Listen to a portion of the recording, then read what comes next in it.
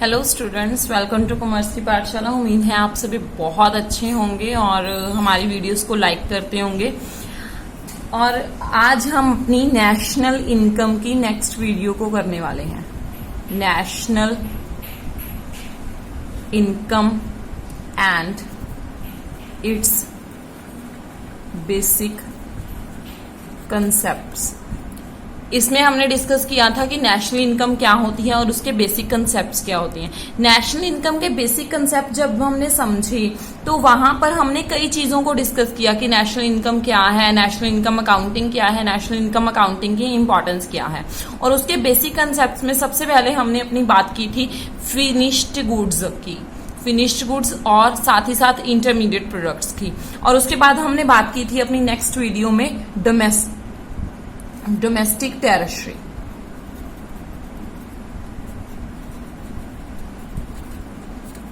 और आज की वीडियो में हम डिस्कस करने वाले हैं normal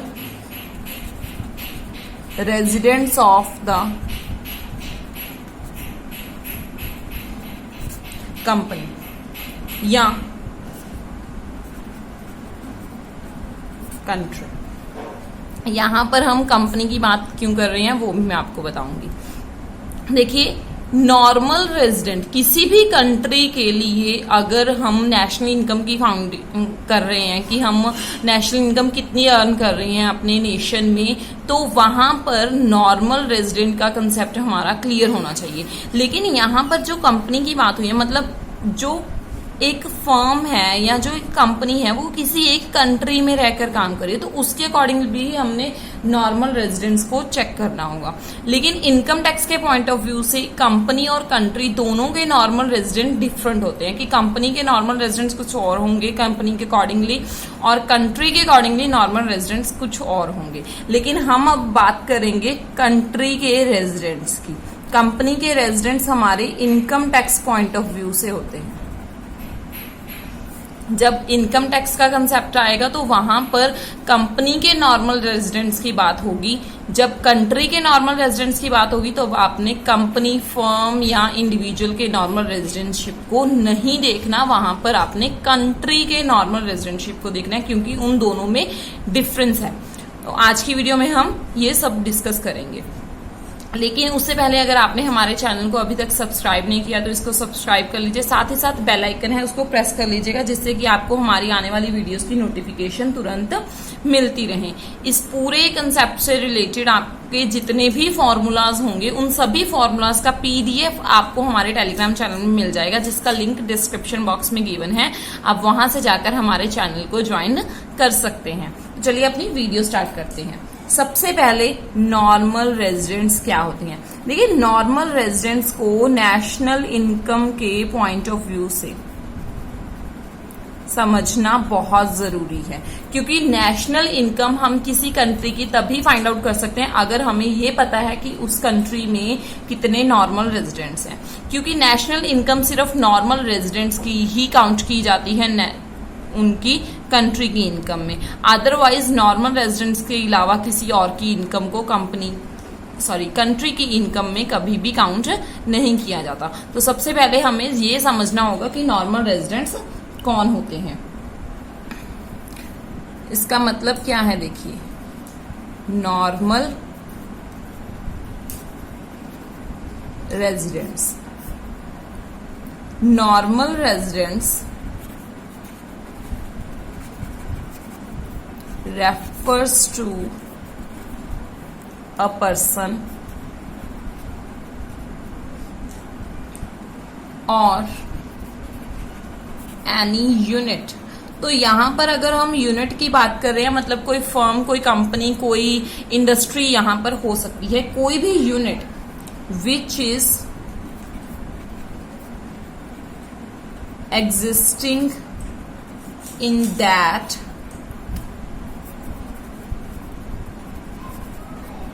particular country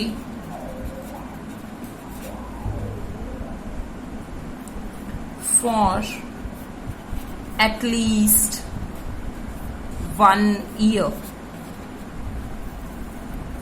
or more than that and whose interest, यहां पर इंटरेस्ट मतलब उसके economic interest are centred in that country. तो इसके मीनिंग को समझते हैं। ये क्या बोल रहे हैं हमें, normal resident refers to a person, कोई भी पर्सन और एनी यूनिट, यूनिट मतलब फैक्ट्री, इंडस्ट्री, कंपनी, कुछ भी हो सकता है, which is existing in that country, मतलब कौन सी कंट्री जिसकी हम बात कर रहे हैं, उस कंट्री में, existing in that particular country for at least 1 year, 1 साल के लिए कम से कम वो उस कंट्री में रहे हों, या वो इंडस्ट्री उस कंट्री में काम कर रही हो, एटलीस्ट फ्रॉम 1 ईयर और more than that. More than that मतलब उस 1 साल से ज्यादा टाइम के लिए, मतलब अगर एक कंट्री में एक कंपनी है, वो वहां पर 1 साल से कम टाइम के लिए काम करती है, तो वो उसकी नॉर्मल रेजिडेंट कंट्री या कंपनी नहीं होगी। And whose interest are centred in that country, interest का मतलब यहां पर हो गया प्रॉफिट, कि उनका बेनिफिट किस कंट्री में है। Whose interest are centred in that country, उसी कंट्री में उनका प्रॉफिट, उनका बेनिफिट, उनका इंटरेस्ट लाई करता है जिस कंट्री में वो एग्जिस्ट कर रहे हैं पिछले 1 साल से या 1 साल से ज्यादा टाइम से। तो नॉर्मल रेजिडेंट वो पर्सन हो गए या वो इंडस्ट्री और वो कंपनी होगी जो पिछले 1 साल या 1 साल से ज्यादा टाइम से किसी एक कंट्री में काम कर रहे हैं या एक कंट्री में उनके इंटरेस्ट लाई करते हैं। तो ये तो होगी सिंपल उनकी डेफिनेशन। इसके अलावा हमें कुछ इंपॉर्टेंट पॉइंट्स को ध्यान में रखना होगा कि नॉर्मल रेजिडेंट्स के कुछ इंपॉर्टेंट पॉइंट्स क्या हैं, इंपॉर्टेंट कंसेप्ट्स क्या हैं जो ध्यान में रखने होंगे।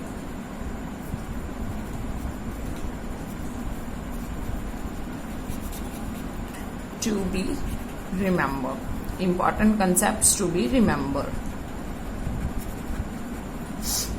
तो सबसे पहले क्या है, नॉर्मल रेजिडेंट्स में इंडस्ट्री, इंस्टीट्यूशन और individuals are involved। Normal residents में industry, institution and individuals involve होते हैं जो उस पर्टिकुलर यूनिट या कंट्री के साथ रिलाई करते हैं, मतलब उन कंट्री के साथ जुड़े हुए हैं। नेक्स्ट है normal residents include national residents and non-national residents in that country.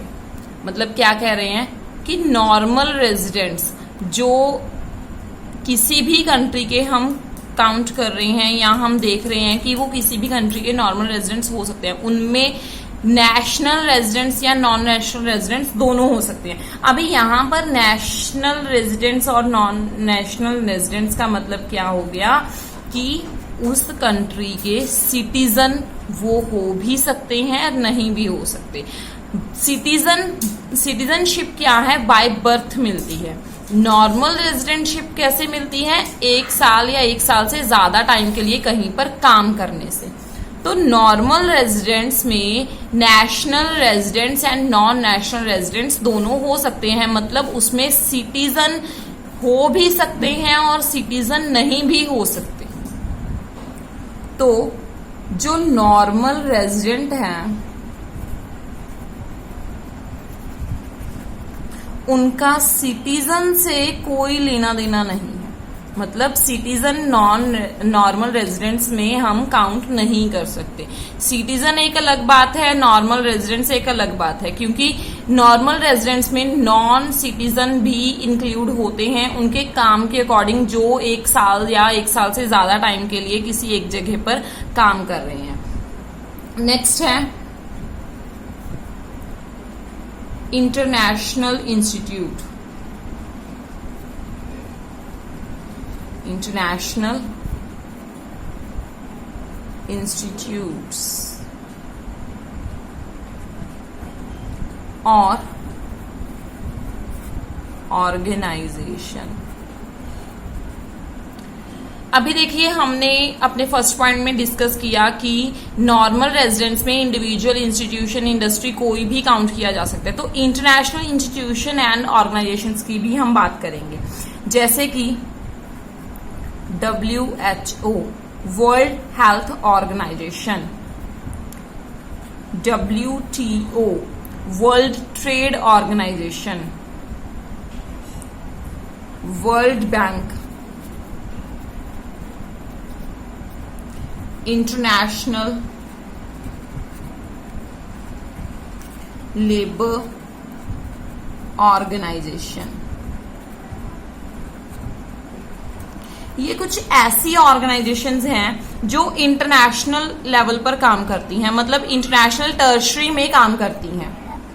जब ये इंटरनेशनल टर्शरी में काम कर रही हैं तो इनकी बॉडी कहीं पर भी रिजाइड करती हो, इन्होंने काम क्या करना है, इंटरनेशनल वे पर काम करना है। जैसे कि अभी हम बोल रहे हैं कि WHO सबसे ज्यादा लेवल पर काम कर रहा है। WHO ने पूरी सभी कंट्रीज के लिए कुछ ना कुछ फंड्स वगैरह इशू किए हुए हैं, क्योंकि उसने कोरोना जैसी बीमारी से सारी कंट्रीज को बचाना है और उनके लिए वो कुछ सर्विसेज प्रोवाइड कर रहा है, कुछ रिसर्चेस वगैरह की जा रही हैं वैक्सीनेशन के लिए। तो WHO पूरे वर्ल्ड वाइड काम कर रहा है, पूरे इंटरनेशनल वे पर काम कर रहा है। उसकी बॉडी कहीं पर भी रिसाइड करती हो, लेकिन वो सारी कंट्री के साथ इंक्लूडेड है। तो हम ये नहीं कह सकते कि WHO किसी एक कंट्री के साथ रिलेट करता है। तो ऐसे इंटरनेशनल इंस्टीट्यूशन जो इंटरनेशनल वे पर काम करते हैं, इंटरनेशनल इंस्टीट्यूशंस हैं तो इंटरनेशनल वे पर काम करेंगे, तो उनकी जितनी भी ब्रांचेस हों, branches like in America, Australia,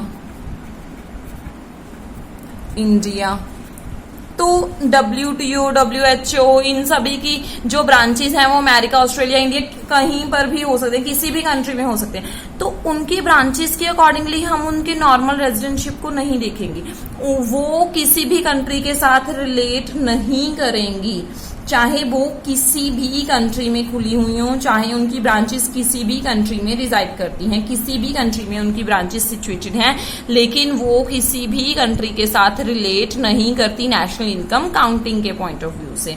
next है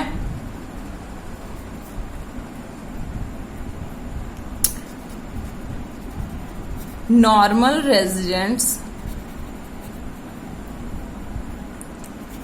do not include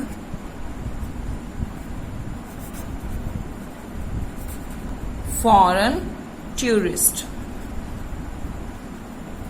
Foreign tourist, employees of foreign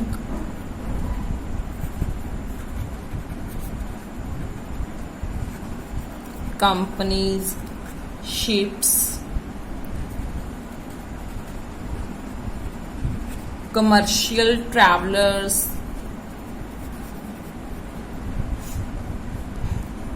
migrant labor,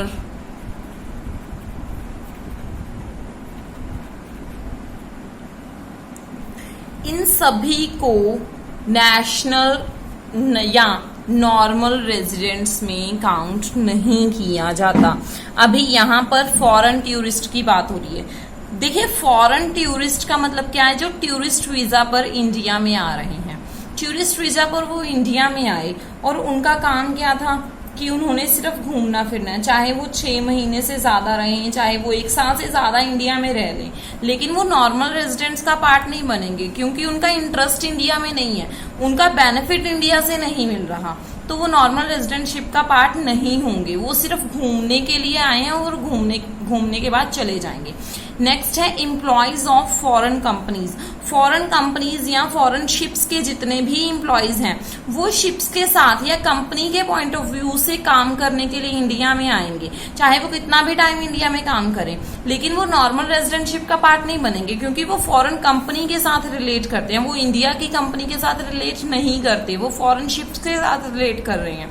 commercial travellers, कोई कमर्शियल ट्रैवलर्स लाइक कोई बाहर से कोई पर्सन आ रहा है, वो सिर्फ अपने बिजनेस के पॉइंट ऑफ व्यू से आ रहा है, वो अपना बिजनेस इंडिया में स्टेब्लिश करना चाहता है या अपने बिजनेस को इंडिया में रेगुलेट करना चाहता है, तो उसको भी नॉर्मल रेजिडेंटशिप में काउंट नहीं किया जाएगा, चाहे वो 1 साल से ज्यादा टाइम के लिए इंडिया में रह ले।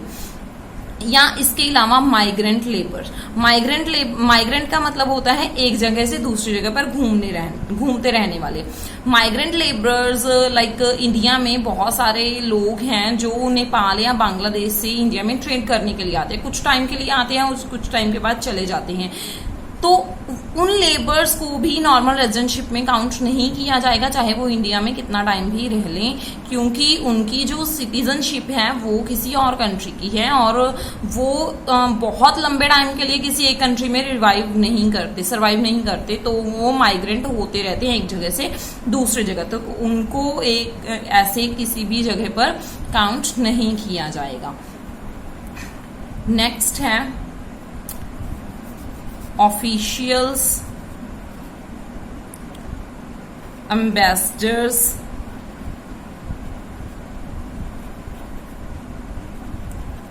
and military men of other countries, and such employees of international institutions। अभी देखिए बात हम किन की कर रहे हैं, ऑफिशियल्स की, जो ऑफिस में काम करने वाले हैं।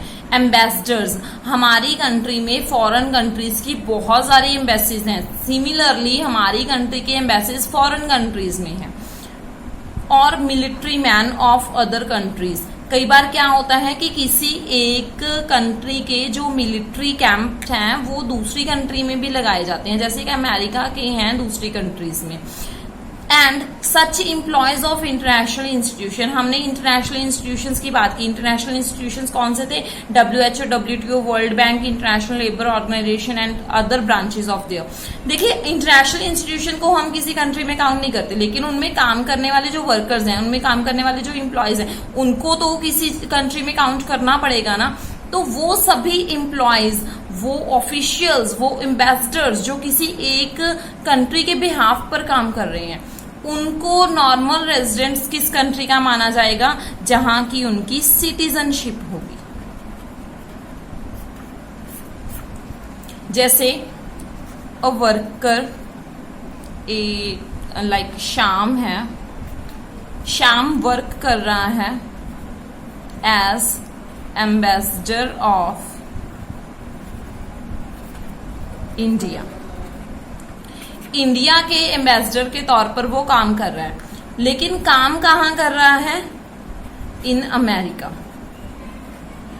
इंडिया के एम्बेसडर के तौर पर अमेरिका में काम कर रहा है, तो वो नॉर्मल रेजिडेंट्स अमेरिका का नहीं माना जाएगा, चाहे वो अमेरिका में 4 साल लगाया है, चाहे वो 5 साल लगाए, वो नॉर्मल रेजिडेंट्स कहाँ का माना जाएगा, इंडिया का माना जाएगा, क्योंकि एम्बेसडर कहाँ का है, वो इंडिया का है, उसके पास सिटीजनशिप कहाँ की है, इंडिया की है, इंडिया के बिहाफ पर वो अमेरिका में रह रहा है, इंडिया के ऑफिशियल वर्कर के तौर पर वो अमेरिका में रह रहा है, उसकी सिटीजनशिप इंडिया की है, तो वो नॉर्मल रेजिडेंट्स भी कहाँ का माना जाएगा, इंडिया का माना जाएगा। मतलब कोई भी ऑफिशियल एम्बेसडर्स या मिलिट्री मैन किसी भी कंट्री का हो, वहां के कभी भी नॉर्मल रेजिडेंट्स नहीं माने जाएंगे जहां पर वो काम कर रहे हैं, चाहे वो कितना टाइम भी वहां पर काम कर रहे हो।